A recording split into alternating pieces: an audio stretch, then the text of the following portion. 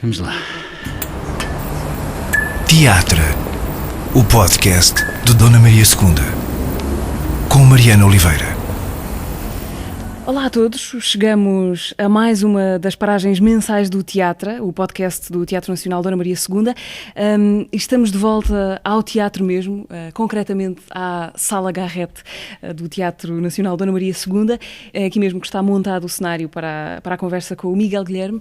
Olá, Miguel. Olá a todos. Olá, Mariana. Prazer em conhecer. Igualmente. Obrigada por esta conversa estival. Já tiveste férias? Ou qualquer coisa que se pareça com isso? Tive uma coisa bem parecida com férias.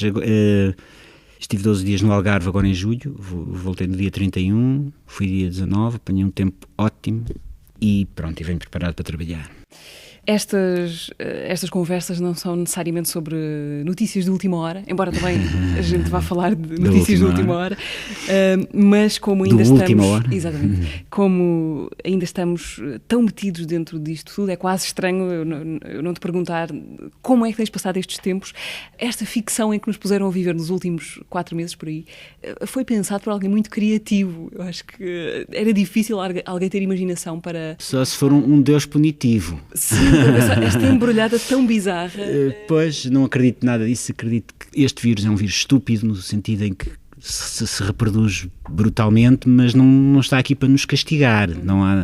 Não há qualquer vingança da natureza contra o homem e coisas assim. O que eu estava a tentar dizer é que isto é tão bizarro, tão inimaginável. Se me dissessem há ano e meio que isto ia acontecer, ou a ti, eu acho que nós punhamos em dúvida a sanidade mental da pessoa que nos fizesse essa profecia, não é? E já tiveste tempo para arrumar dentro de ti este ano da pandemia, ou pelo menos para processar o que aconteceu nesta primeira metade de 2020? Não. Eu acho que estas coisas nós não conseguimos arrumar exatamente, a não ser que se tenha um pensamento filosófico muito sistemático, não é? No entanto, eu acho que aprendi alguma coisa. Acho que todos aprendemos alguma coisa, mesmo que involuntariamente, que necessariamente eu acho que vai ter que se manifestar de alguma maneira. Podem não ser naquela ficção tonta do vai ficar tudo bem. E, sobretudo, acho que nós podíamos aproveitar isto para talvez fazer algumas correções, sobretudo ao nível da maneira como vivemos. Coisas que não são assim tão difíceis, como, por exemplo, não haver tantos voos a 30 euros, a 20 euros, 50 euros para Moçambique, ou para... Portanto, havia muitos voos que, de certa maneira, estão a prejudicar imenso o planeta e, portanto, eu acho que vamos ter que, talvez, modificar a nossa maneira de viajar, talvez não viajar tanto. E, sobretudo, percebemos que há muita coisa que é dispensável, não é? Que se faz na mesma... Mas nós basicamente somos uma espécie que vive sobretudo daquilo que é dispensável.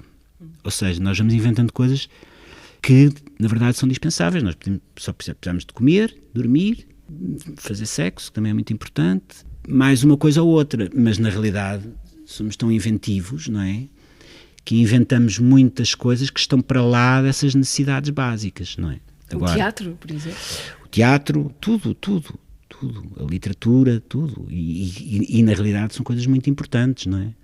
Mas acho que sim, acho que devia haver alguma coragem, e tem que ser da parte dos governos, não podem ser as pessoas pessoalmente a fazê-lo, porque isso só não resulta, de corrigir algumas coisas, nomeadamente, por exemplo, usar mais o comboio. Outro dos aspectos que eu sentia que, de facto, não precisava... Há coisas que nós não precisamos tanto como achamos. Por exemplo, não precisamos, se calhar, tanta roupa. Se calhar não precisamos de usar tanto plástico. Pronto, há uma série de coisas que as pessoas falam, mas que, na realidade, nós podemos fazer pessoalmente como um statement, até para nós próprios, reciclar, não usar tanto plástico, não comprar tanta roupa, não viajar tanto, mas, na realidade... são coisas que têm a ver com decisões políticas. Claro, não é? E isso são quase pequenos gestos simbólicos se a decisão não for... São pequenos statements que nós fazemos aos outros e a nós próprios, mas que em si não são nada, não têm qualquer expressão. A única coisa que tem expressão são decisões políticas e económicas. Aí sim está a verdadeira expressão das coisas. Há alguma coisa que te preocupe especialmente neste momento? Do que já se passou, do que imaginamos, do pouco que sabemos do que se vai passar? Alguma coisa que te perturbe em relação ao futuro? Há muitas coisas que me perturbam. Não sei se, nomeadamente, esta questão por exemplo, do distanciamento social. Para mim é uma violência, para mim e para toda a gente é uma violência muito grande. esta questão de uma higienização levada ao extremo. Também acho que às vezes há um medo levado ao extremo. Não que não exista uma pandemia, não que nós não tenhamos que ter cuidado, mas o medo, de certa maneira, tem que ser combatido, porque o medo depois torna-se uma coisa absolutamente irracional, e isso sim é perigoso, porque o medo gera movimentos que não são muito bons, sociais, políticos, e isso preocupa-me um bocado. Tornámos-nos todos hiperconscientes uns em relação aos outros. Sim, nós já íamos nesse caminho, não é? Um bocadinho com as próprias redes sociais. Portanto, nós estamos a atravessar uma fase da nossa civilização em que estamos a mudar. Há um shift muito grande, que é inevitável, mas não quer dizer que não tenhamos uma posição crítica em relação a ela. Eu não sei se tu te lembras, mas quando, não é do teu tempo provavelmente, mas quando surgiram as máquinas, umas máquinas que tu punhas no telemóvel, no telefone de casa a dizer, para gravar as mensagens, havia pessoas que diziam que era o fim do mundo. Temos que falar para uma máquina, não sei o quê, não sei o quê. Portanto, há sempre uma espécie de uns velhos do Restelo, embora eu goste do velho do Restelo, que tendem a hiper-emocionalizar tudo. E a reportar-se a uma idade do ouro que na verdade nunca existiu. Que nunca existiu, ou no meu tempo é que era bom, não é? Sim, exato. Há uma coisa que não sei se concordas que isto veio mostrar também a cada dia, é como somos profundamente adaptáveis, não é? Isso é o que eu acho incrível. Somos uma espécie incrivelmente adaptável. Nós naturalizamos gestos que há 4 meses seriam bizarros, não é? Olhar à volta e ver toda a gente de máscara já é uma coisa que somos quase muito não adaptáveis, nos causa espanto. Sobretudo na desgraça, não é? Somos uma espécie, tal como as outras espécies, que tende para a sobrevivência. Outra coisa que também me impressionou bastante é a velocidade a que a natureza se regenera, o que de certa maneira nos dá alguma esperança. Em 3 meses, o ar que nós respiramos, os animais que começaram a aparecer, regenerou rápido. Dá-me alguma esperança se nós formos formos no caminho certo de proteger o planeta, de que ainda tenhamos alguma... Não direi uma salvação completa, porque acho que há coisas que já foram completamente danificadas e que não voltam atrás, mas provavelmente teremos alguma hipótese, porque de facto a natureza regenera-se muito rapidamente. Voltando ali à tal coisa da adaptação, achas que de certa forma a insensibilidade também é um instinto de sobrevivência, no sentido de sermos hipersensíveis, torna-nos também muito vulneráveis? Essa questão de criar uma casca... Eu acho que talvez... a nossa fragilidade como espécie talvez tenha sido aquilo que nos catapultou para tomarmos conta disto tudo, não é? Para sermos os donos disto tudo. Partiu dessa fragilidade inicial em que nós não tínhamos, tal como os outros animais, as mesmas capacidades adaptativas, a não ser um cérebro que se desenvolveu brutalmente. E partiu dessa fragilidade. Portanto, nós somos frágeis, somos fortes e somos muito perigosos. Isso aprendeste na antropologia ou não? Não, aprendi na vida a ver. Podemos ser muito perigosos para nós próprios e para a natureza. Miguel, depois desta paragem longa, falemos de regressos e nos próximos meses vais regressar com muita regularidade aqui, ao sítio onde estamos, ao Teatro Nacional. A notícia de última hora é que estás prestes a começar. Começa amanhã. Amanhã. Hoje é dia... A contar do dia em que estamos a gravar. Que é dia 3. 3 de agosto. Estás prestes a começar os ensaios para a peça que há de estrear em outubro. Sim, em princípio 8 de outubro. Eu gostava que fosse um bocado mais tarde, eu nunca quero estrear, não é? Estou sempre em pânico. Quanto mais tarde melhor. Quanto mais tarde melhor. Okay. Mas em princípio vai ter que ser e vamos fazê-lo, não é? Última Hora é o nome do espetáculo, um espetáculo sobre a imprensa, sobre jornais e jornalismo, sobre um jornal chamado Última Hora. Pelo que percebo, sobre as ameaças crónicas também que pairam há tanto tempo sobre tudo isto, os jornais, o jornalismo, os jornalistas. Sim. Uma peça escrita por um jornalista, por alguém que também é jornalista. Também foi jornalista. O Rui Cardoso Martins. Qual é que vai ser o teu papel neste Última Hora? Eu vou fazer o diretor do jornal. Não tem a ver com a parte económica, mas acaba por estar envolvido, como todos os diretores hoje em dia, na parte económica dos jornais. E vou fazer o diretor dessa redação.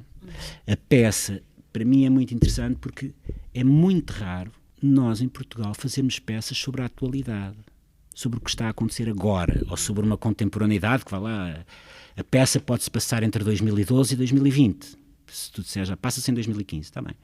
Portanto, nós não fazemos muitas vezes um teatro sobre o que nos está a acontecer e sobre a nossa sociedade. Neste caso, o Rui Cardoso Martins fez uma peça sobre a experiência dele nos jornais, sobre o jornalismo em Portugal e sobre as dificuldades que o jornalismo está a atravessar neste momento. Portanto, isso a mim agrada-me imenso. Não é uma peça de intervenção, como é óbvio, não é, mas tem qualquer coisa disso, na medida que é tão atual. Isso é curioso, porque uma das primeiras sensações que eu tive, pelo menos a olhar para este nome da peça, Última Hora... Última Hora é o título do jornal. Sim, e que é também o título da peça.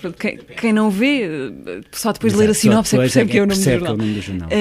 Última Hora soa a qualquer coisa que é a antítese do teatro. O teatro é qualquer coisa, pensamos, não é? Com tempo, com apuro, com pensamento, e a Última Hora é a pressa absoluta, a reação epidérmica. É a Última Hora porque é um jornal diário, não é?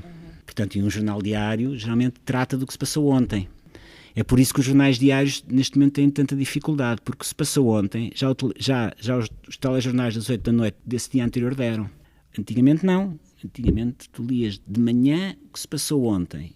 Hoje às 8 da noite já tens o que se passou nesse mesmo dia. Portanto, os jornais diários, de certa maneira, lutam um pouco contra esta aceleração que a própria comunicação social, devido à tecnologia e à televisão, tem. Portanto, são conflitos que eu acho que vão ser resolvidos, como é óbvio, mas que ditam, de certa maneira, uma maneira diferente de fazer jornalismo diário, escrito. E pronto, e é contra esse tipo de problemas que os jornalistas do Última Hora, uma redação envelhecida, que tem pessoas muito, muito bem intencionadas e que escrevem bem e que estão interessadas em relatar a verdade, lutam. E muitas vezes estão confusos, ou seja, quando nós começamos a ver o princípio do espetáculo, aquelas pessoas estão super confusas, não sabem bem o que é que vão fazer à vida. Depois isto vai se desenvolver de outra maneira, não vou contar o espetáculo. Não é? Ok, mas então diz só quais são os problemas da tua redação, como diretor do Última Hora. Os problemas têm a ver com isto? Sim. Tem a ver com a questão do online. Ou seja, estes jornalistas deste jornal são completamente infoscluídos. Não quer dizer que não saibam o que é o online, mas não gostam, a maior parte deles. E alguns deles sabem que ou o jornal se adapta ou morre. Isto é também uma das hipóteses. A outra tem a ver com uma coisa mais perversa, que é a tabloidização da imprensa. Ou seja, se não podemos fazer desta maneira séria, então vamos à bruta. E vamos fazer uma coisa mais básica, mais baseada na emoção e não na razão, não é? Que é o que acontece com alguns tabloides. Mas tabloides sempre existiram, não é? Portanto, nós às vezes falamos dos tabloides e tal. E nós temos que... Eu não sou jornalista, já estou a falar como um jornalista. Temos que abraçar a realidade que temos, não é? Não vale a pena estar a falar contra os tabloides. O que vale a pena é fazer um jornalismo, ou tentar fazer um jornalismo diferente. O que é difícil, porque há pouco dinheiro. Nosso karma é sempre o dinheiro, seja no jornalismo, seja no teatro, seja no cinema. Há outra coisa, há poucos leitores, ou seja, pouca gente lê jornais. Portanto, um jornal não vive dos leitores. Um jornal diário é sempre subsidiado pela publicidade. Portanto, não vive nunca da quantidade. Não é pago pelos leitores. Embora se tiver muitos leitores ajuda, não é? Sim. Pronto, gira tudo à volta destes problemas. Uma coisa tão simples como ninguém compra jornal. Toda a gente vai ver no Facebook. E isso, de uma certa maneira, determina o falhanço e determina a morte dos jornais. Talvez isto possa ser querer saber mais do que já é possível saber, Sim. Mas será que o próprio Rui Cardoso Martins transformou aquilo que estava a escrever por conta disto que aconteceu nos últimos meses, ou a peça já estava delineada? Não, isto não tem nada a ver com a pandemia, ainda bem. Porque já está a ser pensado há algum tempo. Sim. Aliás, nós quando lemos, esta peça já tem 2 anos e tal de pensamento, não é? Há 2 anos e meio que nós andamos nisto. Não foi nada pensado tendo a pandemia em pano de fundo, e nem tem que ser, porque eu acho que sobre a pandemia temos que fazer espetáculos sobre a pandemia e não adaptar. Não vamos pôr umas máscaras destes tipos só porque está a pandemia, não é? A não ser que seja obrigatório. Temos que encontrar a não ser que seja obrigatório, mas pronto. Mas já agora, que tipo de consumidor de informação é que tu foste durante aqueles primeiros dias, semanas do confinamento? Estávamos todos muito atordoados com o que estava a acontecer. A informação era torrencial, aflitiva às vezes. Impuseste regras para ti próprio? Não entrei muito em pânico, por acaso. Nunca tive aquele medo, sei lá, que vem das entranhas ou o que é. Não é que eu não tenha medo, mas por acaso esse medo nunca tive. Mas puseste regras a ti próprio, não vou ver agora não, 2 horas de via muito, telejornais de seguida. e depois acompanhava aqueles briefings diários que eles faziam. Basicamente era isto que fazia. Li alguns jornais e, sobretudo, li muito, como nunca tinha lido, como não li há 30 anos. Ler Não notícias, não tem nada a ver com isso. Pronto, okay, o que é que eu li A Peste, do Camus, como é óbvio. O que é assim, é uma moda, mas ainda bem que é, porque de facto é um romance absolutamente genial, e li muitas outras coisas. E de certa maneira, quase que é horrível dizer isto, mas é assim, mas encontrei uma paz muito grande naqueles, eu tive 50 dias, fiz 50 dias de confinamento, e assim houve 2 ou 3 dias que tive uma certa neura, mas não foram muitos dias em que eu fiquei neurótico, portanto, de certa maneira consegui fazer com paz. 2 em 50 não está mal. 2 dias para 50. Sim, 2, 3 dias. Aqueles dias maus mesmo, que é mesmo um dia mau. Miguel, depois de todo esse processo, a peça já te acompanha a esse período todo, como é que se chega à véspera de um ensaio, que é o dia em que estamos hoje? Imagino que tenha havido trabalho a solo contigo. Não, nós tivemos... Não. Nós lemos a peça 2 vezes, uma vez muito antes da pandemia. Muito antes, não. Em cima, não estávamos. Foi dias antes da gente imaginar que isto ia acontecer. E depois fizemos uma leitura online, já durante o lockdown, que foi ótima. E pronto, e agora vamos... amanhã começamos os ensaios. E pronto, e o que é preciso é estar muito... Eu li a peça várias vezes, porque estou muito entusiasmado com ela. Mas agora é descontrair ao máximo e fazer. Portanto, chegar lá e fazer. Fazer quer dizer, ir fazendo. Ir experimentando, procurando e tal. Eu também fiz uma espécie de estágio no Público, no Jornal Público. Foi? Sim. Durante 25 dias. Estagiário para a redação. Fui estagiário para a redação. Não tive muita sorte porque a redação estava muito vazia, não é? Mas mesmo assim valeu a pena. Porque... Mas apeteceu-te ir? Pediste para ir? Como tive tempo... Sim. Às vezes nós não temos tempo, não é? Poderia fazer isto sem ir, não é? Mas acho que valeu mesmo a pena. Porque conheci muitos jornalistas, vi muitas reuniões de redação online, porque as reuniões eram geralmente online. Fui muito à redação também. E agora, em setembro, acho que em princípio eles vão começar a trabalhar na redação, pelo menos em 2 turnos, porque eles têm sempre 100 pessoas na redação. Ora, estavam lá 5 ou 6, portanto, tu não vês... Eles estão sempre a dizer, enquanto não tu vires um ambiente do que é uma redação de um jornal diário, não podes imaginar o que é que será. Eu disse, também... Não posso, mas tenho que trabalhar com aquilo que tenho. De maneira que em setembro... E isto também foi realidade, não é? Isto também foi realidade. De maneira que em setembro, espero eu que eles comecem a aparecer mais na redação, pelo menos em 2 turnos, e então, nos meus dias de folga, irei lá visitá-los durante uns tempos, para pelo menos ver aquela redação cheia, não é? Isso quer dizer que a observação é uma coisa importante para o teu trabalho como ator, no sentido de absorves informação das pessoas com quem estás, com quem te cruzas, que estão num café, não fui tanto ao teu lado, para aprenderes maneiras de ser que não são a tua. Não foi tanto isso, eu não fui tanto para vampirizar alguém, o que não quer dizer que não possa acontecer, mas não é uma coisa estudada. Fui mais para tentar perceber como é que se faz um jornal diário. Como é que se monta um jornal todos os dias. Pronto, era mais isso que eu ia interessado em perceber. Não ia tanto para ver como é que o jornalista se mexe, até porque as pessoas são todas muito diferentes, não é? Portanto, fui mais para tentar perceber como é que aquilo funciona diariamente. Continuo sem perceber muito bem, porque é complexo, ainda por cima agora com o online e com o papel. Portanto, aliás, convém dizer que eles, por exemplo, tiveram uma quebra muito, muito grande durante a quarentena no papel, mas aumentaram bastante as assinaturas online. O que, por um lado, é uma boa notícia. Mas fui mais para tentar perceber como é que isto funciona, como é que esta máquina funciona. Como tinha algum tempo, achei que valia a pena. Às vezes não tenho esse tempo. Sim. Portanto tenho que partir de outro tipo de coisas, mais ou leituras, ou às vezes nada, às vezes não é preciso, às vezes é mesmo mergulhar naquele texto ou com aquelas pessoas, e não é preciso nenhuma pesquisa, a não ser a pesquisa que se faz interior ou na própria sala de trabalho, que eu acho que é o mais importante. Mas quando há maneiras de ser ou personagens que são vidas tão diferentes da tua, ajuda a olhar para outros e ver como são, como se mexem, como falam. Perceber do que é que estão a falar, ou o que é o trabalho delas. Não é? Sim. Deixa-me só lembrar que Última Hora, a peça, vai estrear em outubro, 8 de outubro, fica até 15 de novembro, aqui na Sala Garrett do Teatro Nacional Dona Maria II. Depois vamos fazer alguma digressão que não vai ser imediatamente a seguir à conclusão da carreira aqui, porque com a pandemia houve alguns espetáculos do teatro que não fizeram digressão e vão fazê-la primeiro que nós. Portanto, nós iremos um bocadinho mais tarde. Foi tudo um bocadinho empurrado assim, Foi uns tudo meses um bocadinho para a frente. empurrado para a frente.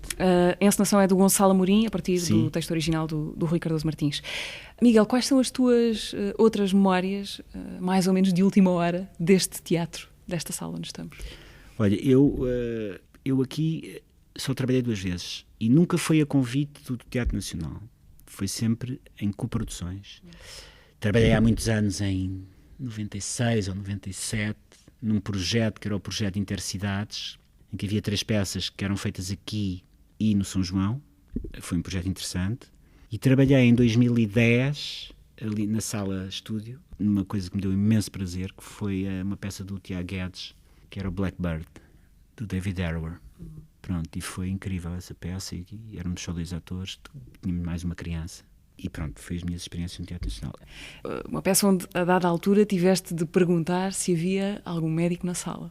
Foi porque a Isabel, às vezes estas coisas acontecem. Eu não é? digo-te porque a Isabel esteve num dos últimos episódios do podcast e contou essa história. Sim, e ela, não sei o que é que aconteceu, nós vamos em direção ao outro e ela deve ter colocado mal o dedo.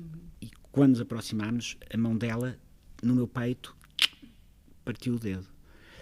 E de facto a dor era imensa. O que é incrível, que as pessoas pensam que aquilo é da peça.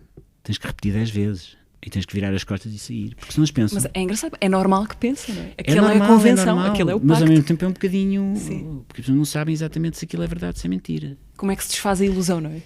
É desfazendo mesmo, é sair. E depois apareceu, pronto, a diretora de cena veio e tal, não sei o quê, tirámos a Isabel, as pessoas perceberam, e eu disse mais qualquer coisa.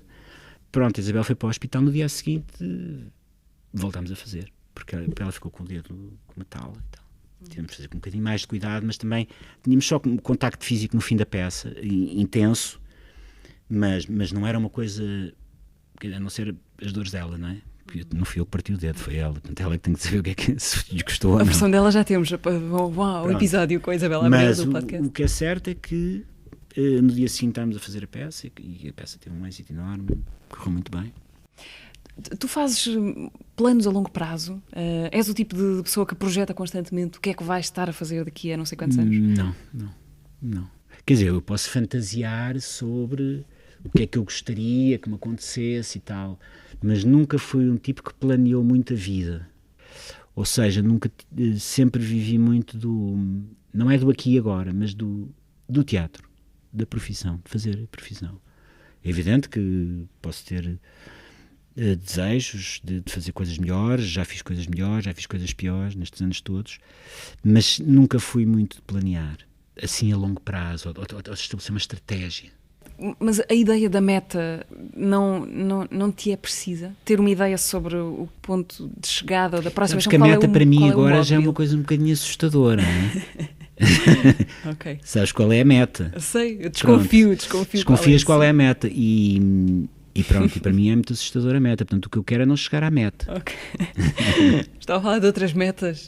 Sim, não. A minha meta, eu tenho algumas realizações, é continuar a ser ator o mais tempo possível e fazer o máximo de coisas boas que eu consiga. Porque nós também nós somos convidados, não é? Sim. Podemos ter um projeto, eu já tive projetos de encenação em que eu queria mesmo fazer aquilo e eu é que encenei e tal, mas basicamente um ator é contratado, é convidado para fazer coisas. Ou seja, depende da visão dos outros para fazer coisas que... Sim, nós dependemos totalmente da visão dos outros. Não só do público, como dos nossos colegas, como de quem nos contrata. E isso é uma coisa com que nós temos que viver todos os dias, não é? E que não é agradável nos momentos e é totalmente desagradável noutros, sobretudo quando ninguém nos convida para nada, não é? Portanto, é uma realidade com que um ator tem que viver e não pode deixar que isso tolhe a sua criação, a sua criatividade. Isso está ligado a uma outra coisa de que também queria falar-te. Há muita gente que pode associar-te a um registro cómico, ao humor. Sim.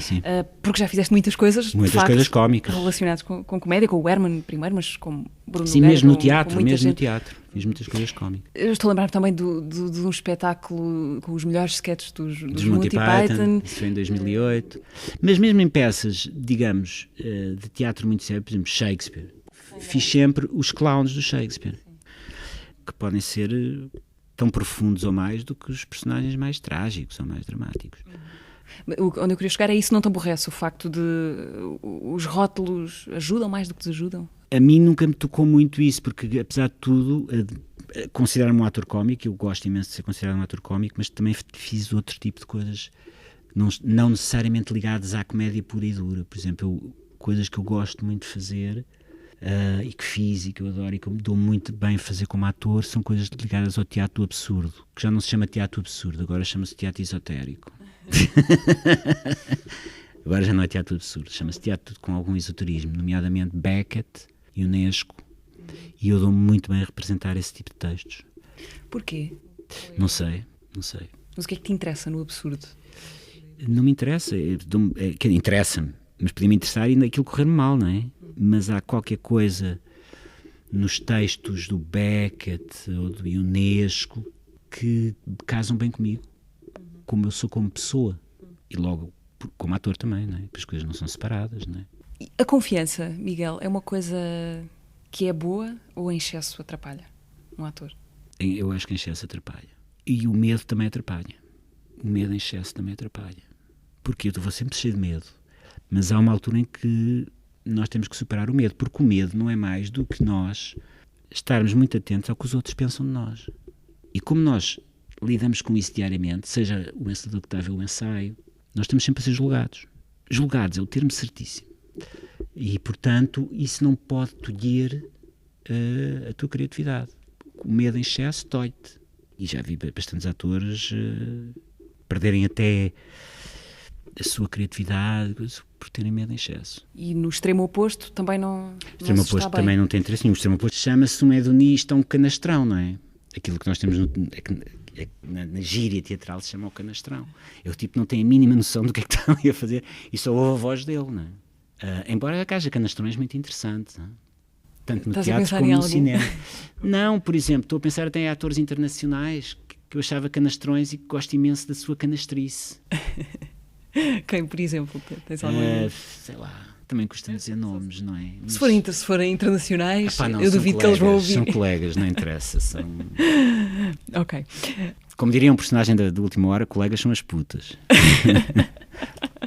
Do jornal. No jornal eles não gostam de se chamar colegas. São camaradas, os jornalistas são camaradas. E tu, Miguel, como é que tu lidas com as... Dizias que o ator está sempre a ser julgado e, portanto, está sempre dependente dessa apreciação do outro. Como é que tu lidas com as flutuações do sucesso e com as consequentes insuflações e desinsuflações do ego? É complicado. Eu tive momentos em que lidei muito mal, ou seja... Provavelmente ou me deixei entusiasmar demais por um ego super inflamado, ou não que eu seja assim, mas pode-me ter acontecido isso, como pode ter acontecido também em períodos mais complicados, não é? Não que eu não tenha tido trabalho, eu sempre fui um ator com muito trabalho, ou seja, é evidente que com a idade isso vai começando a decrescer, não é? Mas com coisas que me correram menos bem e que eu por vezes não soube encaixar e aprender com isso. Aliás, porque eu acho que aprende-se muito com aquilo que nos corre mal. Aquilo que nos corre bem é fácil, não é? Tanto na vida como na... Correu bem, maravilha, és um herói, palmas, levantam-te em braços. Quando corre mal, toda a gente desaparece, não é? Literalmente. Portanto, há que saber também aceitar esses momentos, sobretudo em carreiras muito longas como a minha. E se calhar houve momentos onde eu não aceitei tão bem isso. Depois houve outros em que sim, em que soube fazer essas sínteses todas e estar à vontade com isso tudo, não é? Mas às vezes é complicado, não te vou dizer que não. Já estás numa fase em que esse jogo de cintura, de gerir altos e baixos já é sei. Acho que sim. E aliás eu tive fases muito novas em que soube gerir essas coisas, tão bem como agora, ou melhor do que... Portanto, eu acho que tem muito a ver com o nosso próprio equilíbrio, mas... Quer dizer, como eu, de certa maneira, eu gosto de jogar no desequilíbrio, é muito difícil tu, agora és desequilibrado, mas daqui a bocado tens que ser totalmente racional, não é? Porque, quer dizer, um ator geralmente não é um poço, não é aquilo que se chama, isto é um material em bruto e agora faz dele o que quiseres. Eu acredito que um ator tem que ter inteligência, tem que decidir aquilo que quer, mas há um momento em que tem que se abandonar completamente, não é? E isso... jogar com as duas coisas é difícil. Agora abandono, mas agora deixo-me abandonar. Portanto, às vezes as coisas misturam-se, não é? Na vida e na representação. Tu tens, por exemplo, atores que ardem na sua própria emotividade e nas suas próprias vontades de expressar coisas e acabam mal, não é? Geralmente são geniais, mas ardem como um fósforo, não é? Portanto, têm carreiras curtas, geralmente morrem, não é? Porque depois é difícil viver com um grau de intensidade tão grande. A intensidade é tal que é muito difícil depois conseguir viver com isso.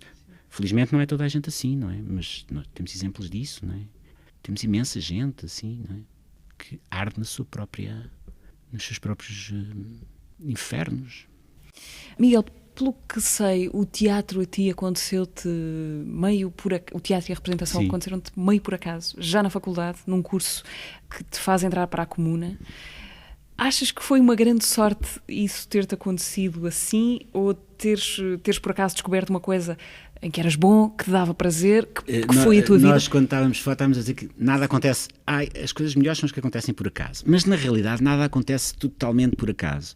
De facto, aquilo aconteceu-me por acaso, foi por um acaso, mas se eu olhar para trás, eu, quando era miúdo... Havia sinais. Havia sinais disso. Não que eu quisesse, eu quero ser ator a vida toda, desde os 5 anos, quer ser... Não.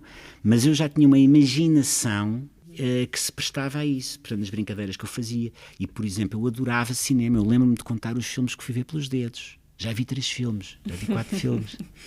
Lembro-me de fazer isso. Lembras-te do primeiro filme que foste ver ao cinema? Lembro-me. Foi um filme português que se chamava 9 Rapazes e um Cão, no Odeon. Eu devia ter para aí 5 anos, 6, era um filme para maiores de 8, aquilo que eu estou a dizer, mas deixaram-me entrar. E como é que foi essa experiência? O que é que tu te lembras? Foi incrível. Já não me lembro muito bem do filme, era um filme a preto e branco. Por acaso entrava o João Mota, com quem depois devia ter para aí 12 anos ou 13, João Mota, e com quem depois me encontrei na Comuna, mas foi o primeiro filme que eu fui ver. O meu pai guardou os bilhetes e tudo, foi no Odeon, no cinema Odeon. Mas sempre adorei cinema, não é? Teatro, eu ia, mas não ia tanto como isso. Lembro-me quando andava no Ciclo, na Eugênio dos Santos, fomos ver o Emílio e os Detetives, uma peça para crianças e adolescentes, com a encenação da Glicínia Quartim, que depois mais tarde viria a conhecer na Cornucópia, e de ficar fascinado com aquilo. Depois fui ver uns espetáculos da Barraca, porque eu gostava imenso do Mário Viegas. E o acaso acontece para um amigo meu, com quem eu estudava, que me disse assim, vamos ali fazer um curso na Comuna para atores. E eu estava a fazer o ano propedêutico na altura, que era uma coisa chatíssima, que é o correspondente agora ao 12º ano, e pensei, se calhar este era porreiro para conhecer novas pessoas, e fui. Aquilo tinha umas provas ainda exigentes para entrar e acabei por ficar. Éramos 30 e pronto, no meio disto tudo, fatores profissionais, ficámos 2 ou 3 desses 30. Mas tenho imensas, foi aí que começou tudo para mim, não é? Tenho imensa... Para mim foi muito importante por tudo, até porque eu era muito verdinho, era muito ingênuo, não é?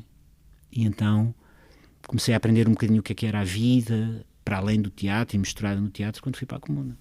Eu acho que aquilo que falávamos sobre os acasos, o que é tramado sobre os acasos é que é muito fácil não acontecer. É como se existe uma espécie de um chão de palha seca e o acaso é o fósforo que cai lá, mas pode não cair. Pode não cair. Mas também se não cair aquilo, há de cair noutro sítio, não é? Pois. Porque se tu estiveres interessado em qualquer coisa, o problema é que as pessoas muitas vezes, eu vejo miúdos com... Isso a mim, aconteceram coisas muito más, mas essa não. Eu sempre fui uma pessoa interessada. Eu primeiro queria ir para a psicologia, depois queria ir para a antropologia e depois quis ser ator. Quando percebi, porque eu pensava assim, se eu vir que isto não é para mim, eu desisto. Porque muitas vezes o que acontece, agora menos, mas o que acontecia nessa altura, e já estamos a falar há quase 40 anos, é que havia muitas pessoas que gostavam do teatro, mas o teatro não gostava delas. E é terrível. É terrível. Tu veres pessoas que não têm mesmo vocação nenhuma e estão ali a gostar mais daquilo do que tu. E isso a mim metia-me imensa confusão. E dizes que isso acontecia mais há 40 anos do que agora? Pois, não sei, agora como não havia televisão, não é? Okay. Eram muito poucas pessoas, a comparar com agora, não é? E eu acho que quanto mais gente, melhor, porque também não é que isto seja uma regra de ouro, mas de certa maneira, da quantidade nasce a qualidade. Como é óbvio, não é? Eu prefiro, mesmo em tudo, na leitura, eu prefiro que alguém leia o Harry Potter do que não leia nada. Portanto, eu aí não sou nada elitista. No teu caso, Miguel, sendo ator desde os 20 anos, 20 e poucos, até que ponto é que se é a profissão que se tem? A profissão é a coisa mais importante? No meu caso foi. Agora já não consigo mudar isso, não é? Já não tenho tempo de vida para corrigir algumas coisas. Que provavelmente eu até teria corrigido. Por isso é que as pessoas que eu adorava viver mais outra vida. Não é? Pois isto só tem um take, é uma chatice. Pois só tem um take. Quer dizer, o take cada vez se prolonga mais, diga-se de passagem, não é? O que é bom. Os 50 são os novos 30, os 50 são os 30, e isto é absolutamente verdade, não é? Nós queremos atingir a imortalidade, no fundo é esse o nosso grande desejo. Seja do calceteiro, seja do tipo que trata de biologia, é viver para sempre. É esse o nosso objetivo principal. Era preciso ver muito bem as condições, não é? Porque também pode ser muito... Não interessa as condições, a gente quer é viver. Não interessa as condições, as pessoas querem prolongar o seu tempo de estada neste mundo, o que é uma coisa perfeitamente aceitável.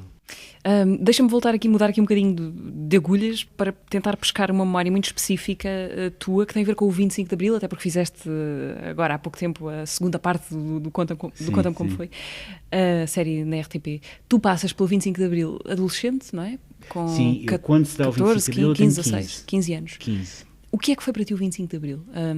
Quanto de mudança súbita e de transformação ao longo do tempo é que teve para ti? Essa percepção nós vamos tendo-a, não é naquele momento, é depois. Mas naquele momento eu tinha 15 anos, portanto era um tipo já relativamente politizado, muito pouco, porque nós não sabíamos o que era. Por exemplo, quando me disseram o que é uma associação, eu não fazia ideia do que era uma associação com 15 anos. A ideia de que as pessoas se podiam reunir numa mesa e discutir os seus problemas era uma ideia que eu não imaginava que pudesse existir, porque a ditadura não permitia esse tipo de coisas, não é? Portanto, eu era politizado porque tinha um grupo enorme de amigos e muitos dos pais desses amigos eram alguns do Partido Comunista, outros do Partido Socialista, uns mais ativos, outros menos ativos, e portanto nós acabávamos durante aqueles anos por ser ativos no liceu e nos bairros, não é? E se não se desse o 25 de Abril, provavelmente eu seria preso mais tarde ou teria que fugir porque eu estava a entrar num processo de politização grande, com 15 anos. E a percepção, eu às vezes tento lembrar-me do que é uma ditadura. Eu acho que a maior parte das pessoas não faz ideia, ainda bem, do que é uma ditadura. Porque uma ditadura, primeiro não se chama ela própria ditadura, como é óbvio, chama-se democracia. Ou democracia avançada, ou democracia não sei o quê, ou popular, ou nacionalista, ou raio que a parte. Portanto, quem não é democrata são os outros.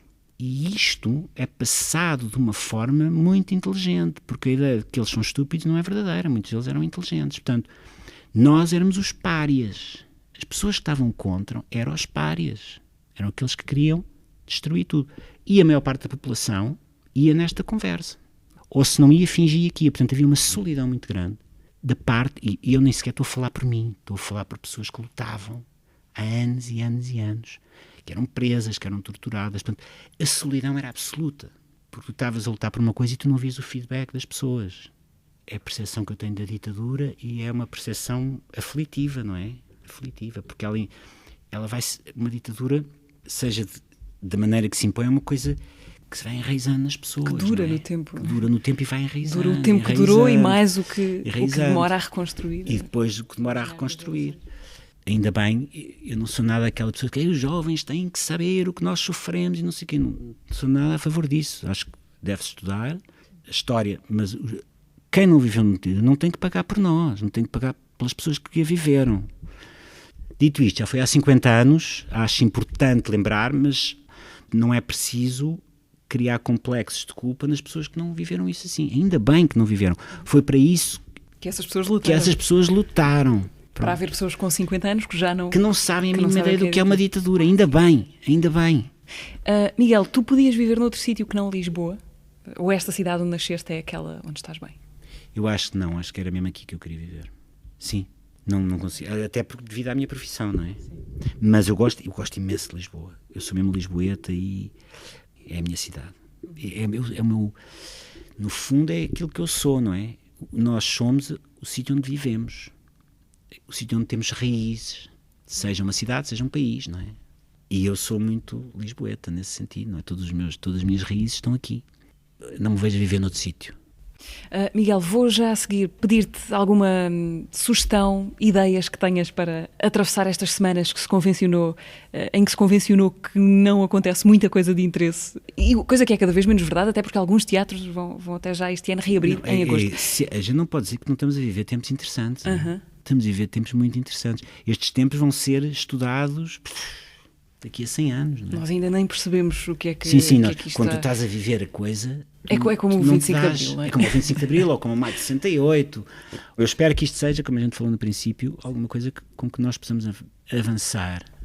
Já te vou pedir, Miguel, essa tal sugestão, mas antes vamos puxar a fita um mês atrás. Foi assim a passagem da Isabela Abreu pelo teatro do mês passado. Eu imagino-me a poder ser tudo. Eu não tenho medo de ser nada. Eu muitas vezes tenho muitas ideias e concretizo muito pouco. Há 2 anos eu pensei em abrir uma loja de gelados. E o que é? São caquigoris. Sabes o que são caquigoris? E tu sempre vais esperar que alguém diga assim: andaste a enganar-nos. Isto tem a ver com o fantasma de quando eu era miúda. Eu lembro-me perfeitamente, porque não sei o quê, tem-se andado a enganar, não sei, tem-se andado... E eu, pedabum, caí desmaiada no meio do chão com o pânico. Portanto, havia uma luta comigo e com o Miguel Guilherme, eu batia-lhe com uma caixa e fazia e caía no chão. Eu soltei-me mega asneira. O Miguel diz a célebre frase: há algum médico na sala? E começas a ver a Isabel assim, na porta de cena, assim. Peter? Está tudo bem, Peter? Eu, depois de estrear o Sopra em Avignon, eu tive a sensação clara de que podia parar de representar. Missão cumprida, está feito. E ela faz um gesto para a cadeira de... Para! Foi assim no último episódio do Teatro. Podem voltar a ouvir esta e as conversas anteriores no YouTube, Spotify, SoundCloud e também no Apple Podcasts. Miguel, ideias para tornar a Silly Season menos silly? Coisas que tenhas lido? Muitos livros, muita coisa. Eu sou capaz de ter lido uns 30 livros em 3 meses. E calhamaços, não é propriamente. E li um livro que me apaixonou, entre outros, mas é um livro que me apaixonou imenso, que se chama Bumarzo. Este livro, o Mega Ferreira já tinha falado nele. Ele escreve umas coisas sobre Itália, sobre o Renascimento, sobre coisas, porque ele é um apaixonado por Itália, e ele falou no livro, num desses livros. E eu, por acaso, encontrei o livro, numa livraria que é ao pé de mim, vi-o, e é um livro sobre os Jardins dos Monstros, que foi uma espécie de um jardim com monstros absolutamente surrealistas, que houve um príncipe do Renascimento que fez, no século XVI.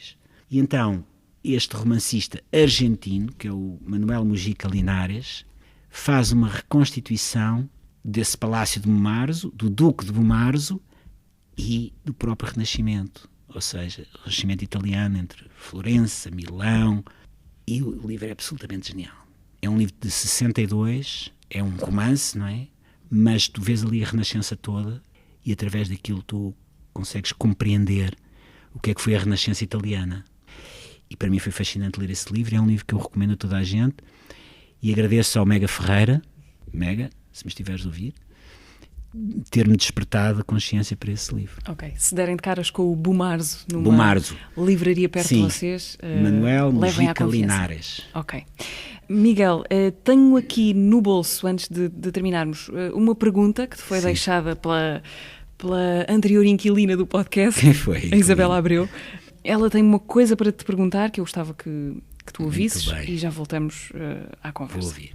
Depois de muito pensar sobre que pergunta é que eu iria fazer, resolvi perguntar algo que não tem a ver forçosamente com teatros, cinemas, televisão, tem a ver contigo e, portanto, poderá ter ou não a ver com isto, mas não é direto. A minha pergunta é, principalmente agora depois desta paragem, deste segundo século, neste século, o que é que tu, Miguel, percebeste que não queres mesmo abdicar e que te é importante para ser feliz? Um beijo aos dois.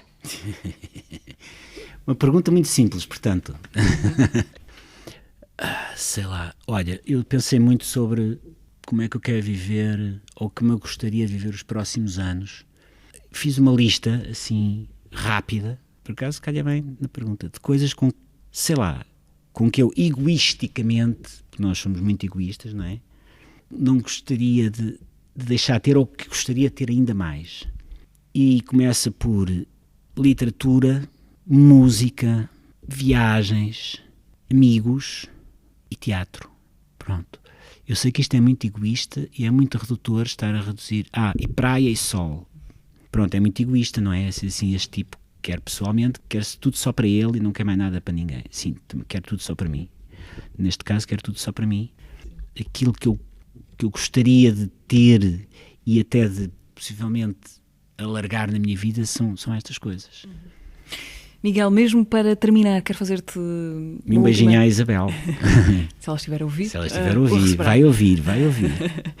Quero fazer-te uma última pergunta para terminar, que implica talvez um esforço de memória, mas sim. O que é isso para um ator, não é? Situemo-nos na cozinha, qual é o som de uma batedeira? Espera aí. Ou de uma máquina de café ou de um aspirador, como preferires. O aspirador. A máquina fera. Plop, plop, plop. Eu bem sei que também eu fazia isto, mas tinha depois os sons por trás. Exato, não era? Também atenção que havia aqui uma certa batota. Mas lembro do aspirador, era uma coisa que... Eu fazia mais ou menos isto. A referência que eu estou a fazer é Sim. um anúncio aos eletrodomésticos da Philips, que tu fizeste nos anos 80. Cheguei a esta referência, não porque me lembro, Sim. obviamente, mas porque ouvi várias referências a ele e queria perceber se aquilo teve impacto para ti. O que é que muito impacto. As pessoas conheciam-te por causa do anúncio? O impacto não foi as pessoas conhecerem, foi as pessoas do meio começarem a conhecer. O impacto não foi propriamente o público. Porque, de facto, aquilo teve muito impacto. Eles aumentaram em 200% a venda dos eletrodomésticos. Uau! E tu tens eletrodomésticos Philips vitalícios ou não? Eu tenho alguns, mas agora, por acaso, agora tinha uma torradeira, que era ótima, mas por acaso se avariou, mas fez o tempo dela. Mesmo agora. Portanto, aquilo para mim foi muito importante em termos de carreira. É incrível como um anúncio. E foi mais porque houve pessoas que me começaram a conhecer. Por exemplo, o Herman conheceu-me através desse anúncio. E mesmo gente de teatro e de cinema, acho que pelo menos... quem é aquele tipo? Aquele tipo é ator e tal e tal. Portanto, abriu-me muitas portas. Não ganhei muito dinheiro, mas abriu-me muitas portas, que é melhor ainda. Eu acho que podemos convidar as pessoas a irem ao YouTube, escrever Miguel deve Guilherme anos 80, anúncios famosos dos anos 80, uma coisa assim. Mas eu acho que também podemos partilhar aqui um bocadinho desse áudio do anúncio da Philips, do Miguel Guilherme, dos anos 80. É um prazer falar dos pequenos domésticos da Philips. Por exemplo, esta é de uma eficiência e esta preciosidade. 2 velocidades. E só de pensar o café tem um sabor. E a resistência do... E sumos. Miguel, muito obrigada por teres vindo Obrigado, ao podcast. Foi uma conversa super, muito fluida e muito agradável. Obrigada. Foi um prazer. Parece que estamos a falar um com o outro, não é? Dá sem mesmo essa microfones, sem ilusão. nada. Não é ilusão, não é ilusão, é verdade. Muito obrigada. Miguel Guilherme Obrigado, foi eu. o convidado do mês. Convidado do mês parece aquelas coisas de distinções de empregado do mês de cadeia de fast food. Não é uma entrevista por mês. É isso. Então pronto, o convidado deste mês. Este mês é melhor. É isto. Miguel, muito obrigada. Podem ouvir e subscrever o podcast do Teatro Nacional Dona Maria II em alguma destas plataformas, YouTube, Spotify, SoundCloud e Apple Podcasts. Encontramo-nos no mês que vem. Até lá.